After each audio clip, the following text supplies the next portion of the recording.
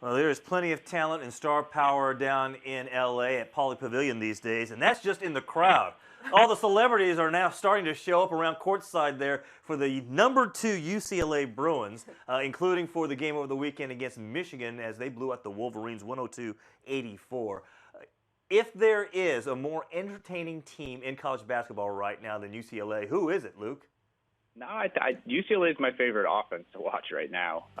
Yeah, I mean they're attracting fair weather celebrities. Lonzo Ball is highly entertaining.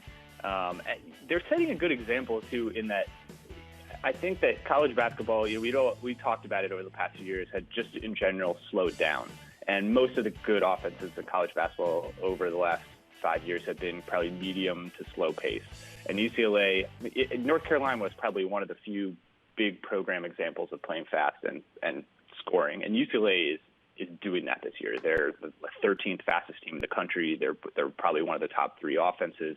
I hope that blueprint will be attractive to more teams to start running more, because they're showing. I mean, they're playing a really fun brand of basketball. They're running, they're moving, and they're not just isolating. They're moving the ball really well. They're a great jump shooting team. I mean, they're leading the country at 3-point percentage and 2-point percentage and playing fast.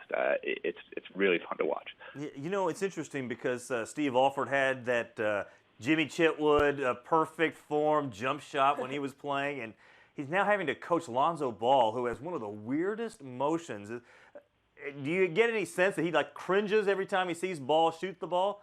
Well, I thought from watching film of Lonzo Ball before he was a freshman that I'd kind of written him off, saying, okay, he's a really good player, but he's probably just not going to be a threat. Not going to be a huge threat from deep because of that form. I mean, you're right. It starts low. It comes from the wrong side. It takes a weird pass to the shoot. But he's a 45% 3-point shooter so far.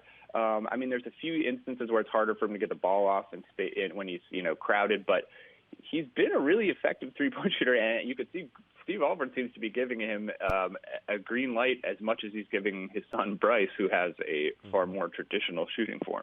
Hey, Luke, before we move on to North Carolina, who you mentioned, I want to stick with UCLA and some of these undefeated teams in the top 10.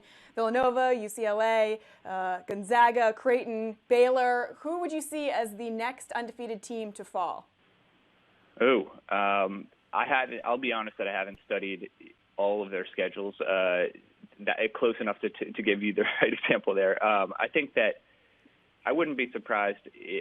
Villanova is going to have to play Creighton on New Year's Eve, I believe, and so one of those teams is going to fall. I think that Villanova could fall at Creighton just because Creighton's home environment is probably one of the more underrated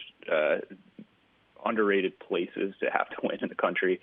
So I think you could see that happening by New Year's Eve.